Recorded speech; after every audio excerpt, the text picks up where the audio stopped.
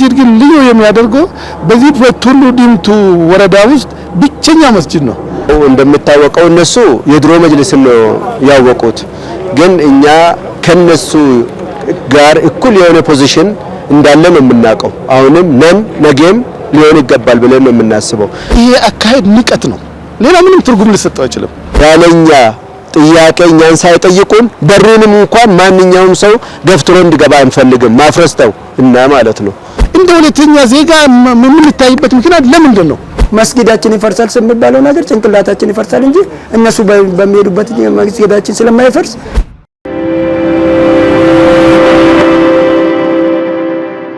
አሰላሙ አለይኩም ወራህመቱላሂ ወበረካቱ። ውድና የተከበራችሁ የሃሩን ሚዲያ ተከታታዮች በያላችሁበት የዓለም ዳርቻ አክብሮታዊ ሰላምታችን ይድረሳችሁ።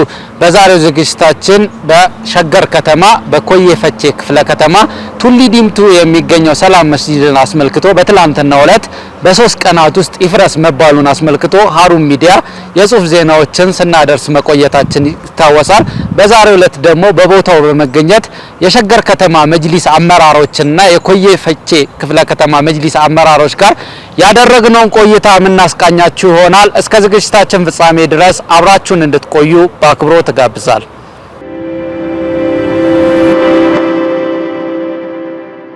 እንግዲህ ትንሽ ወደ ኋላ መለስ ብለን ስለዚህ መስጂድ ጉዳይ ስናነሳ በመጀመሪያ ደረጃ ይህ መስጂድ ካሁን በፊት በአዲስ አበባ ክልል ውስጥ ነበረ። በወቅቱ ህጋዊነት ለማግኘት ሁሉ ነገር ጨርሶ ሳይት ፕላን ጨርሶ ካርታ መረከብ ብቻ ሲቀረው ነው ይህ አካባቢ ወደ ኦሮሚያ ወይም ወደ ሸገር ስር የተካተተው። ከዛ በኋላ እንግዲህ ሸገር መስተዳደር የራሱ አካሄድ አለው። ይሄ ቦታ ብቻ ሳይሆን ሌሎች ቦታዎችም እንደዚሁ ሂደት ላይ የነበሩና ፉሪ አካባቢ አንድ እንደዚሁ ነስር መስጂድ የሚባል አለ። ካርታ ሊወስድ ጫፍ ላይ ሲደርስ ወደዚህ ተካተተ። ግን ወደዚህ ከገባ በኋላ የራሱ አካሄድ እንግዲህ ስለሚኖር እስከ ዛሬ ድረስ ካርታ ሳይቀበል ቆይቷል።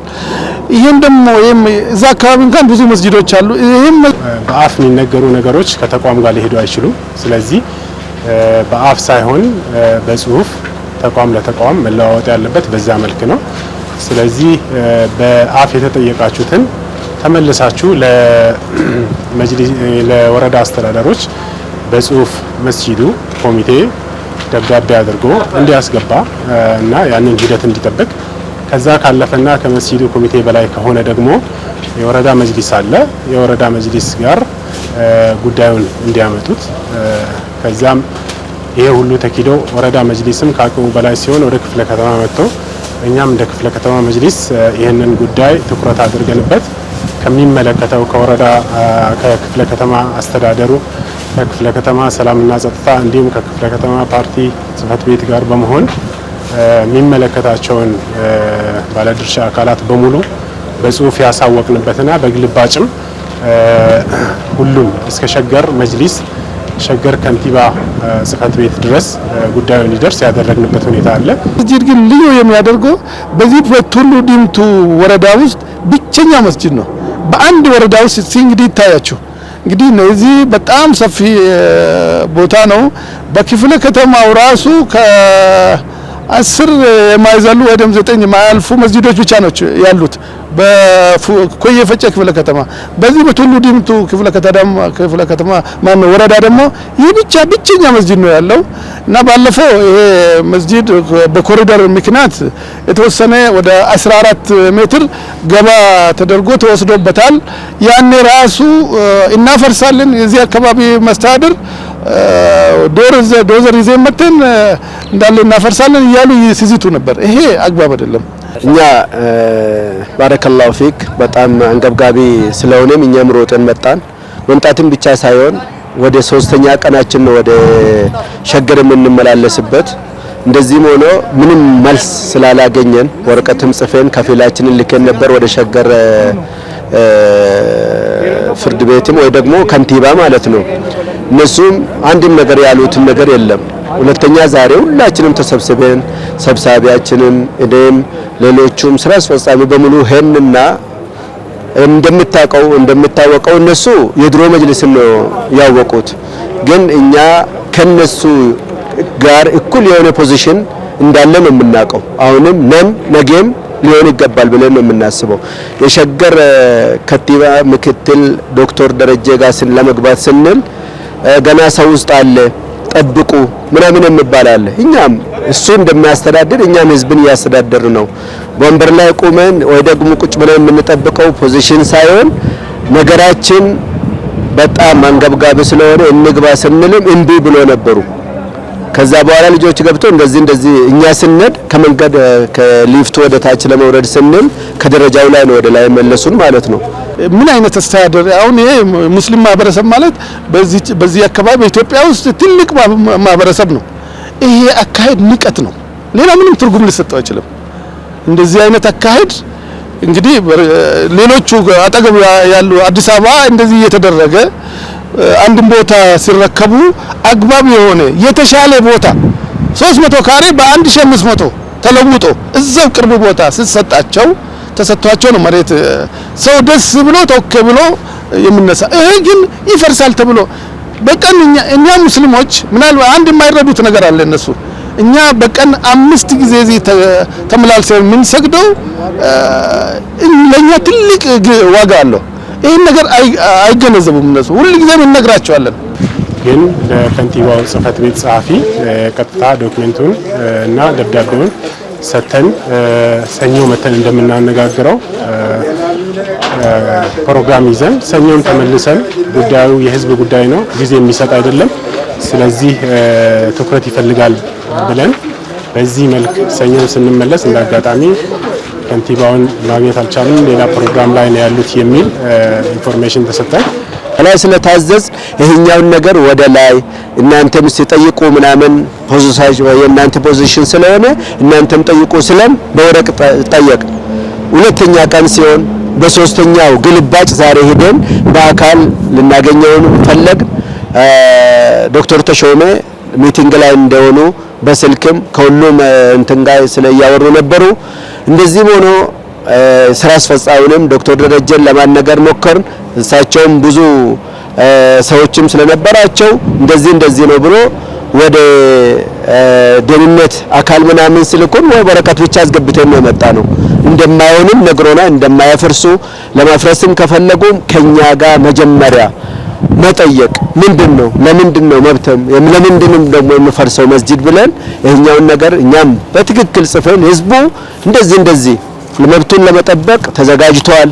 እናንተም ደግሞ ህዝብና መንግስትን አታጣሉ ብለን በአካልም ደግሞ አናግረናቸዋል ማለት ነው። ስሜ ሰይድ አባባ እባላለሁ። የዚህ የቱሉ ዲምቱ ሰላም መስጂድ የቀድሞ ሰብሳቢ ነኝ። እጅግ በጣም ልባችን ነው የተሰበረው። እጅግ በጣም ነው ያዘንነው። ሰው ቤቱ አላደረም። አብዛኛው ተኝቶም ያደረ የለም። ጠዋትም ስንገናኝ በሀዘን ላይ ነው ጊዜያችንን የሚያሳልፍ ነውና እጅግ በጣም የሚያሳዝን ነው። ያልጠበቅነው ምናልባት የመንግስት አቅጣጫ ያልሆነ ሌሎች ይህንን ዓላማ መንግስትንና ህዝበ ሙስሊሙን ለማጣላት እንደ አጀንዳ የተጠቀሙበት ካልሆነ በስተቀር መንግስት ይህን ነገር ያደርጋል ብለን በእኛ በኩል እምነት አልነበረንም። ይሄ ቦታ ይሄ ሙስሊም ማህበረሰብ ሁሉ ጊዜ ብዙ ጊዜ ካሁን በፊትም ይሄንን ስንነበር እንደ ሁለተኛ ዜጋ ምን ሊታይበት ምክንያት ለምንድን ነው ይሄ ይፈርሳል ተብሎ የታችኛ የወረዳ መስተዳደር የሚነግረን ለምንድን ነው? እኛ ሸገር ላይ ያለን ሸገር ከንቲባ ለኛ ይሄ ሊፈርስ ነው፣ ለእናንተ ደግሞ ይሄን ቦታ አዘጋጅተናል፣ ሂዱና እዩ፣ ህዝቡንም አሳምኑ፣ ቦታውን ደግሞ መንገዱን ለማስፋት ነው። በዚህ አግባብ እኮ ቢነግረን እኛ ምንም ነገር ያው መተን ህዝቡ ጋር ተነጋግረን ህዝቡ ከወደደው ያን ቦታ ይወስዳል። ከዛ በኋላ ደግሞ ለመንገድ መስፋፊያ ሊሆን ይችላል። እንግዲህ መንግስት ሲባል ሃይማኖት ለይቶ አይደለም የሚያስተዳድረው። ሀገሪቱን ሲያስተዳድር ሁሉንም ሃይማኖቶች ባቀፈ መልኩ ነው ነገሮችን ማስኬድ ያለበት። በተለይ ደግሞ የሙስሊም ማህበረሰብ የሀገሪቱ ከግማሽም በላይ የሆነ ቁጥር ያለውና ኮታ ያለው እንደመሆኑ መጠን ልዩ ትኩረት የሚፈልግ ነገር ነውና መስጂድ ደግሞ በሙስሊሙ ዘንድ ያለው ቦታ ከነፍሱ በላይ ነው። ይህንን ግምት ውስጥ ማስገባት አስፈላጊ ነው ለሚደረገው ነገር በሙሉ ማለት ነው። ስለዚህ መስጂድን የሚመለከት ነገር ላይ ሲመጣ መስጂድ ላይ መውረዱ በራሱ እንደ አካሄድ ትክክል አይደለም። ለምን ተቋም አለ። ተቋም መንግስትም የራሱ ተቋም አለው። የራሱ ፓራላል የሚታዩ ተቋሞች አሉ። እነዛን ተቋሞች ባገናዘበ መልኩ መሄድ መቻል አለበት እንጂ ቀጥታ መስጂድ መጥቶ ከኮሚቴ ጋር መነጋገር የመንግስት ማንኛውም የመንግስት ተወካይ ይህንን ማድረግ አይችልም። መሆን ያለበት ከሙስሊሙ የወከላቸው ከወረዳ ጀምሮ እስከ ክፍለ ከተማ እስከ ከተማም ከዛ በክልልም እስከ ፌዴራልም ድረስ የተዋቀረ የመጅሊስ አወቃቀር አለ። ስለዚህ ያንን ፓራላል በጠበቀ መልኩ መሄድ ያስፈልጋል። ያንን ግምት ውስጥ እንዲያስገቡ እንፈልጋለን የሚያደርጉት እንቅስቃሴዎች በሙሉ ማለት ነው። እኛንም ሊያማክረን ይገባል። እኛም ህዝብ ለማስተዳደር ተመርጠን ነው በዚህ ቦታ ላይ የተቀመጥነው። ሊያማክረንና እንደዚህ ያስበናል፣ ለእናንተ ደግሞ እንደዚህ አይነት ቦታ አዘጋጅተናል፣ ይሄን ደግሞ መንገድ ሊሰፋ ስለሆነ ሊፈርስ ነው ብሎ ቦታ ከሰጠን በኋላ ያንን ተነጋግረን የምናደርገው ይሆናል። ለወደፊትም ቢሆን በዚህ አግባብ ሊያስተናግድን ይገባል እንጂ ሁሉ ጊዜ ልክ መሳደር እንደሌለ እሱ አለ አይደለም። እሱ የሌለ ነገር እኮ ነው የሚያስመስለው። ለራሱም እኮ መሳደር እንደዚህ አይነት አስተዳደር አለ እንዴ? ስርዓት የለውም እንዴ? ከንቲባ ነው። እንዴት እኛ እዛ አስቀምጦ እንደዚህ ይፍረስ ብሎ መልእክት ያስተላልፋል? ለምን ያራብሸናል? ይሄ ነው ጥያቄያችን። ይሄ በአግባቡ መታረም አለበት። ለወደፊትም እንደዚህ አይነት አስተዳደር መስተካከል አለበት ነገር አለው። ከዚህ በፊት እኛ አሁን ነው የመጣ ነው በህዝብ ምርጫ መርጦን ነው ያመጣን። የድሮዎቹ ያናገሩ ነበሩ። ወደ 19 ምናምን መስጂድን ሲያፈርሱ ይሄኛው ነገር አይሆንም ብሎ እነ ዶክተር መሐመድ ሷሌህ እነ ሼክ ጣሂር ከዚህ በፊት በደንብ ያናገሩ ነበሩ። በደንብም ደግሞ እነሱ ጋር ቁጭ ብለው ያወሩም ነበሩ። ከዚህ በኋላ አሉ መስጂድ እንዳይፈርስ ያለናንተ እውቅና ብሎ ነበሩ። አሁን በዚህ ሳምንት እኛም አዲስ በመምጣታችን ለምን ይሄኛውን ነገር ይዞ እንደመጡ አናወቅንም፣ ልናቀውም ደግሞ አንፈልግም። መስጂዳችን ነገም ዛሬም ያለኛ እውቀት እኛም ደግሞ ለመንግስት የጀርባ አጥንት ነን። ምክንያቱም የሃይማኖት ተቋም ከሌለ መንግስት ሊኖር አይችልም። የሃይማኖት ተቋም ለመንግስት ምን ያህል አስፈላጊ ከሆነ ከኔ በላይ እነሱም ያውቃሉ። ትልቅ የሃይማኖት ተቋማቶች ትልቅ ህዝብን የምትቀርጽበት ትውልድ የሚቀረጽበት ተቋም ነው። ስለዚህ ይህንን ተቋም ደግሞ እነሱ ከኛ የበለጠ እነሱ ሊጠብቁን ይገባል ብዬ ነው ማስበውና አሁንም መንግስት በትክክል መብታችን ሊያቅም ይገባል። አላወቅም እስካሁን በተለይ የሸገር ከንቲባ ቢሮ ሙሉ በሙሉ ስለ መጅሊሱንም ማየትም እንደማይፈልጉ ነው የምታዩኝ ማለት ነው። መሆን የለበትም። መንግስታችን ይሄኛው ተቋማችን አከብሮ የሚኖር መንግስት ነው ያለ ነው። ሸገርም ይሄኛንም ማወቅ አለበት። አንድ የመጅሊስ ሰራተኛ ወይ ደግሞ የመጅሊስን መሪ መጥቶ በር ላይ ወይ ደግሞ መቀመጫ ላይ ቁጭ ብሎ ስለ መንግስት ነገርም ሆኖ ስለ ግልም የግል ነገር ስላልሆነ የህዝብን ነገር መጥቶ እስከመጣ ድረስ ዝም ብሎ እንደ ህዝብ እዛታች ሊቀመጥ ወይ ደግሞ ወንበር ላይ እንደማይሆን እኛም በትክክልም ይሄኛው ነገር እንዲያውቁ ነው የምንመክራቸው ማለት ነው። በትላንትና ዕለት እንደሰማችሁት በስልክ ለክፍለ ከተማ መጅሊስ ተደውሎ መስጊዳችሁ በ3 ቀን ውስጥ መነሳት አለበት የሚል መልእክት ነው የመጣው። ያው ይሄንን ከሰማ በኋላ በጣም ደንግጠን ምን ይዞና ምን ጨብጠው ነገር ጠፋብን። ዞሮ እኛ ብንደነግጥም መስጊዱ ተቋሙ ባለቤት አለው፣ ለሚመለከተው ባለቤት ነን። የኦሮሚያ መጅሊስና ፌዴራል መጅሊስ ጀማው ነቅሎ ነው አረጋግተን ሄደን ነበር። የኦሮሚያ መጅሊስን ፕሬዝዳንቱን አላገኘንም፣ ሌሎቹን አግኝተን ይሄ ነገር ደም ሳይፋሰስ ሂደቱን ጠብቆ ያልመጣ ነገር ንቀት በተሞላበት ስለሆነ ይሄ መስተካከል አለበት የሚለው ነገር አሳወቀን። ወደ ፌዴራል ነው ፌዴራልም ሂደቱን ጠብቀ ባንሄድም እንድሰሙን ብለን ነው የገባነው። ያለኛ ጥያቄ እኛን ሳይጠይቁን በሩንም እንኳን ማንኛውም ሰው ገፍትሮ እንዲገባ አንፈልግም። ማፍረስተው እና ማለት ነው። እኛ ከልማታዊ መንግስት ጎንነን ከመንግስት ጎንነን ትላንትም ዛሬም ወደፊትም ግዴታችን ስለንቆመ ነገር ግን መስጊዳችን ይፈርሳል ስለሚባለው ነገር ጭንቅላታችን ይፈርሳል እንጂ እነሱ በሚሄዱበት መስጊዳችን ስለማይፈርስ እነሱም ዋጋ ስለሚያስከፍል እባካችሁ እኛን መንግስትን አታጋጩን፣ ማህበረሰቡን አታስቆጡ። ማህበረሰብ ሲኖር ነው እናንተ የምትኖሩት። እባካችሁ ህግና ደንቡን ተከትላችሁ ሂዱት። አስፈላጊ ጥያቄም ካለ እኛ በአግባቡ የመጣው ህዝበ ሙስሊሙ ለመስተናገድ ለመነጋገር ዝግጁ ነው። ነገር ግን እነዚህ ተነሱ በዱርዬነት ስታይል እየተነሱ ይሄንን አድርጉ የሚባለው ነገር እነሱንም ዋጋ ስለሚያስከፍል መንግስትንም ዋጋ ስለሚያስከፍል ከነዚህ ድርጊት ቢቆጠቡ ጥሩ ነው የሚል ወንድማዊ ምክር አለኝ። የግል ሀሳብ ነው። የመንግስቱ በየደረጃው ላሉ ባለስልጣኖች፣ ኃላፊዎች ምናልባት ወደ ታች ከነሱ በታች ያሉ ህዝቡን የሚያውኩ ያለ አግባብ ለህዝቡ የተዛባ መረጃ እየሰጡ ህዝብን የሚያሸብሩና መንግስትንና ህዝብን መንግስትና ሃይማኖትን የሚያጋጩ ሰዎችን ለይተው እነኚህ ሰዎች ቢያንስ የተሻለ እርምጃ ሊወሰድባቸው ይገባል የሚል መልእክት ነው ያለኝ።